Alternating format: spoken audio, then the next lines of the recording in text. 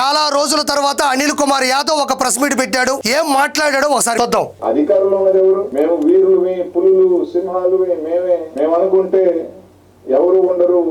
ప్రగల్భాలు వెలిగేది ఎవరు? పులులు సింహాలు అని కూటమిలో ఉండే వాళ్ళు మాట్లాడుతున్నారని మన దూడపేదాలైనటువంటి అనిల్ కుమార్ యాదవ్ మాట్లాడుతున్నాడు. అయితే ఈ మహానుభావుడు పూర్వం రోజుల్లో ఏం మాట్లాడు అందరికీ తెలీదా? పర్సెంటా అరపర్సెంటా, తొందర ఎందుకన్నా, బుల్లెట్ దిగిందా లేదా, మేసం మెలేస్తా తొడగొట్టేస్తా, ఓడిపోతే సన్యాసం తీసుకుంటాను, ఒక అమ్మ అబ్బకి పుట్టుంటే ఎదుకో జల్లెడు బట్టి ఎదుకునా ఇలాంటి గుండె దొరకదు, ఇలాంటి గుండె కాదు అనిల్, ఇలాంటి గోండా దొరకడు, జగన్మోహన్ రెడ్డి లాంటి గోండా జీవితంలో దొరకడు.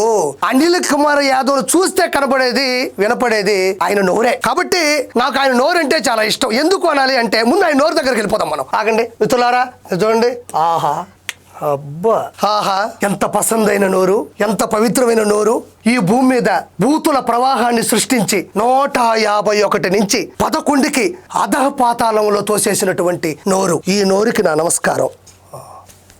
ఒక్క నిమిషం. అవునులే, ఇప్పుడే అందిన తాజా వార్త. అనిల్ కుమార్ నోరు నుంచి నా చెవికి చిన్న మెసేజ్ ఇచ్చాడు. రానున్న రోజుల్లో నేను ఇంకా రెచ్చిపోతాను, కాబట్టి ప్రస్తుతానికి చెన్నైలో ఉన్నాను. రానున్న రోజుల్లో అన్న ఆదేశాల మేరకు దూరి ఆలోచన జ్ఞానాన్ని మరిచి విచక్షణ జ్ఞానంగా బూతులు తిట్టి 2 1 నేను పట్టుకెళ్ళిపోతాను అంటున్నాడు. చెప్పేసి ఆ మాట. Thank you.